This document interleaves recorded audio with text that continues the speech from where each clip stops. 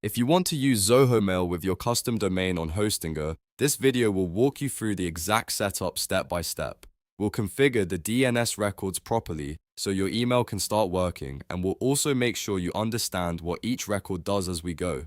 This is a simple process, but the details matter, so follow along carefully. If this tutorial helps you out, make sure to hit the like button and subscribe for more easy software and website tutorials. Alright, let's get started.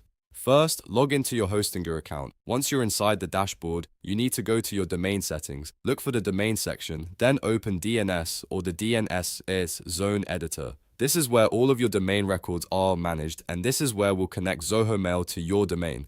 Now let's add the MX records. MX records tell the internet where to deliver your email, so this is the most important part of the mail setup. In Hostinger, add a new MX record and enter mx.zoho.com as the destination or mail server. Set the priority to 10, then add another MX record for mx2.zoho.com with priority 20. After that, add a third MX record for mx3.zoho.com with priority 50. These three records help Zoho handle your incoming email reliably, and the priority values make sure the servers are used in the correct order.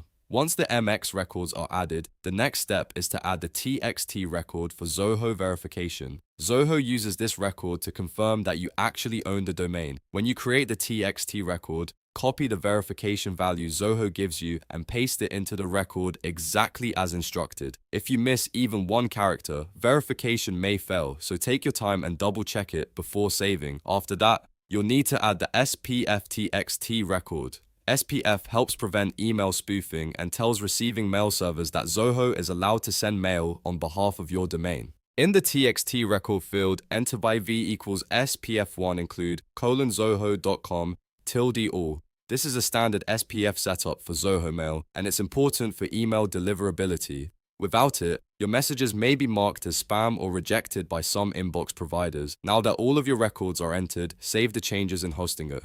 DNS updates can take a little while to start working, so if things don't verify instantly, don't worry. It can sometimes take a few minutes and in some cases longer depending on DNS propagation. Once everything is saved, go to your Zoho Mail account and open the domain verification section.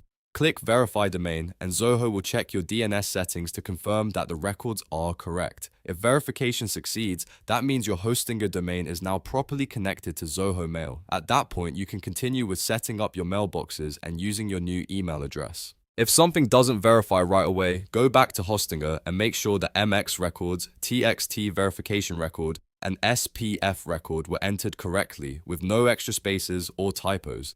And that's it. You've now learned how to configure Zoho Mail in Hostinger step by step. This setup is a great way to use a professional email address with your domain, and once it's done, you're ready to send and receive mail through Zoho. If this video helped you, please hit the like button, subscribe for more tutorials like this, and I'll see you in the next one.